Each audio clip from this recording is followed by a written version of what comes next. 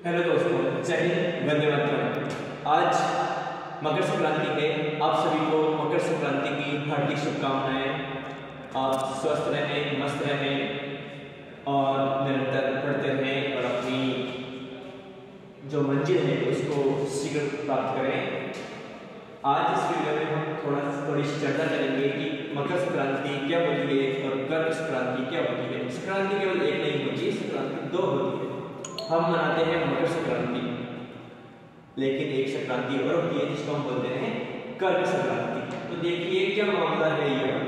तो हम सभी जानते हैं कि हम एक पृथ्वी पर निवास करते हैं और उस पृथ्वी का एक जो छोटा प्रारूप होता है उसको हम ग्लोब कहते हैं।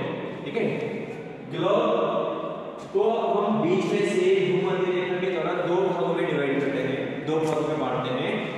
उत्तरी भाग को उत्तरी गोलार्ध, बीच में से हम 0 डिग्री निकालते हैं जिसको भूमध्य रेखा कहते हैं। ये वाली भूमध्य रेखा है। ठीक है, भूमध्य रेखा ग्लोब को दो भागों में बांटती है, उत्तरी गोलार्ध और दक्षिणी गोलार्ध। यानी कि जब हम एक गोले को दो भागों में बांटते हैं तो वो दो आधे गोलों में डिवाइड करता है। उत्तरी भाग को उत्तरी गोलार्ध कहते हैं, दक्षिणी भाग को दक्षिणी गोलार्ध कहते हैं। यही कंडीशन पृथ्वी के संदर्भ में भी लागू होती है। तो देखिए जो सूर्य है उस सूर्य की स्थिति चेंज होती रहती है, तो उस सूर्य की बदलती स्थिति के अनुसार ही हमारी जो पृथ्वी पर दिन रात जो बड़े होते हैं छोटे होते हैं उनकी कंडीशन भी बदलती रहती है। और उसी के अकॉर्डिंग कर्क संक्रांति और मकर संक्रांति का भी जो प्रारूप है वो निश्चित होता है। तो देखिए पहले हम देखते हैं कि सूर्य भूमध्य रेखा पर लंबवत चमकता है। जो सूर्य है हमारा वो सूर्य 21 मार्च 21 मार्च और 23 सितंबर को भूमध्य रेखा या विषुवत रेखा पर लंबवत चमकता है। दो बार चमकता है, साथ में नहीं चमकेगा, अलग अलग रेट में अलग अलग साथ चमकेगा। तो देखो 21, अब देखिए अब 21 मान लो 21 मार्च को सूर्य यहाँ पर है। 21 मार्च, ये 21 मार्च है, 21 मार्च को सूर्य यहाँ पर है। तो सूर्य यहाँ से धीरे धीरे उत्तर की ओर चमकना प्रारंभ कर देगा, धीरे धीरे उत्तर की ओर चमकना प्रारंभ कर देगा। और यह 21 जून को कर्क रेखा पर लंबवत चमकेगा, सीधा चमकेगा।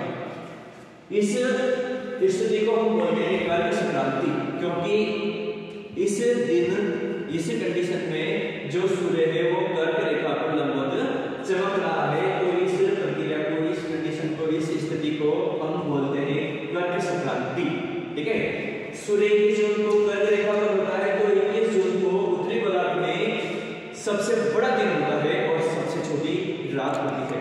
ठीक है, कब 21 जून को उत्तरी गोलार्ध में सबसे बड़ा तो दिन होगा क्योंकि सूर्य लंबवत चमक रहा है, और सबसे छोटी रात होगी क्योंकि दिन बड़ा होगा तो रात ऑटोमेटिक छोटी हो जाएगी। ठीक है, अब 21 जून को सूर्य वैसा यहाँ पर है। ठीक है, अब सूर्य वैसा मिलेगी वापस, क्योंकि ऊपर नहीं जाती है, थोड़ी देर रुकेंगे और रुकने के पश्चात फिर वापस ये दक्षिण की ओर चलना प्रारंभ कर देंगे।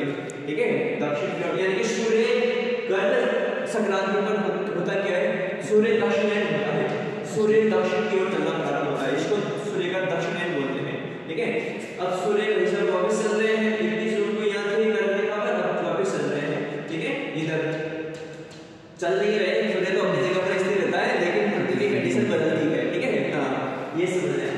ठीक है, अब सूर्य वापस 23 सितंबर को भूमध्य रेखा पर वापस आ गए। पहले तो 21 मार्च को थे यहाँ पर भूमध्य रेखा पर, फिर अब 23 सितंबर को ये भूमध्य रेखा पर आ गए। ठीक है, तो भाई साहब ये 23 सितंबर आ गया और 23 सितंबर को सूर्य वैसा कहाँ पर है, भूमध्य रेखा पर। ठीक है, अब ये साउथ की ओर चलेंगे, कहाँ चलेंगे, साउथ की ओर चल रहे हैं, दक्षिण की ओर चल रहे हैं, तो ये दक्षिणी गोलार्ध में चले जाएंगे। और दक्षिणी गोलार्ध में ये मकर रेखा पर जो 22 दिसंबर है आपका, 22 दिसंबर मकर रेखा पर 22 दिसंबर को लंबवत चमकते हैं। मकर रेखा पर 22 दिसंबर को लंबवत चमकते हैं, यानी कि दक्षिणी गोलार्ध में 22 दिसंबर को सबसे बड़ा दिन होता है और सबसे छोटी रात होती है। ठीक है, सेम अगर इस कंडीशन को हम उत्तरी गोलार्ध में लागू करें तो 22 दिसंबर को सबसे बड़ी रात होती है, कहां पर, उत्तरी गोलार्ध में। 22 दिसंबर को सबसे बड़ी रात होती है उत्तरी गोलार्ध में, क्योंकि सबसे बड़ा दिन कहां हो रहा है,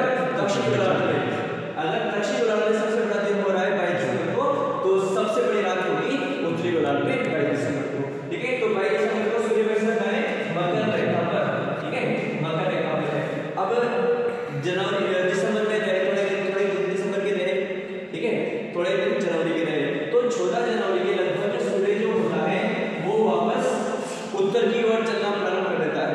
जैसे कि सूर्य वंशा विराम को थोड़े दिन में रुके, फिर नीचे चलेगा, अब सूर्य वंशा क्या करेंगे 22 जनवरी को उत्तर की ओर यानी कि उत्तरायण होना प्रारंभ कर देते हैं। इसलिए इस पर्व को हम उत्तरायण भी कहते हैं। मकर संक्रांति को हम केवल मकर संक्रांति नहीं कहते, मकर संक्रांति तो इसलिए कहते हैं कि मकर संक्रांति मकर रेखा पर सूर्य की स्थिति लंबवत होती है, ठीक है, और अब सूर्य से क्या करेंगे उत्तर की ओर जाना प्रारंभ कर देंगे, ठीक है।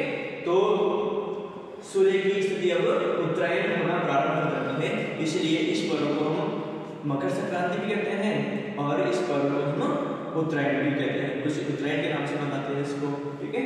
तो ये मकर संक्रांति के संदर्भ में और हमारी जो भूगोल है, भूगोल के संदर्भ में किस तरह से इसका संबंध भूगोल से है, ठीक है, ये हमने देखा।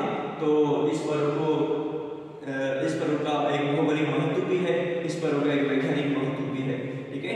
एक बार पुनः आपको मकर संक्रांति की हार्दिक शुभकामनाएं। जय हिंद, वंदे मातरम।